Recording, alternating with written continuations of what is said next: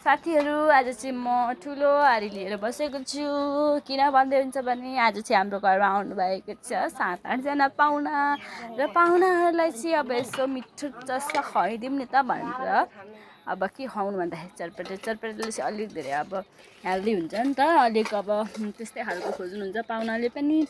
अब त्यही भएर चाहिँ म बनाउँदैछु चटपटे।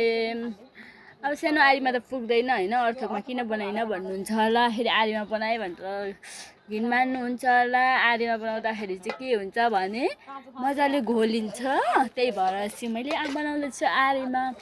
यसरी सबै थोक होइन, मरमसला अलिक धेरै हाल्नुपर्छ नि त, मिठो हुन्छ होइन। धेरैजनालाई पनि बनाउँदै थिएँ मैले, त्यही भएर चाहिँ। अनि यो मजाले सबै थोक तेलहरू हालेर, तेल चाहिँ तपाईँहरूको यो अलिक हेल्दी हुन्छ क्या यो यसको तेल हाल्दाखेरि, त्यही भएर यो तेल हाल्नु होला। त्यस पछाडि मैले हालेँ भुजा हालेर मजाले घोल्नुपर्छ यसलाई चाहिँ होइन। धेरै पाहुना हुनुहुन्थ्यो त्यही भएर मैले चाहिँ भुजा धेरै हालेँ, हजुरहरूले भुजा अलिक थोरै गरेर हाल्न पनि सक्नुहुन्छ।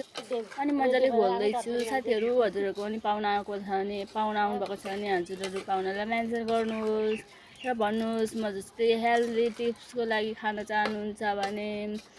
मेरो भिडियो कस्तो लाग्छ हजुरहरूलाई लाइक कमेन्ट सेयर गर्नु र अवश्य पनि। बाई बाई साथीहरू, आजलाई यति नै मिनी भ्लगमा। ल फलो एन्ड सब्सक्राइब गर्न नबिर्सनु।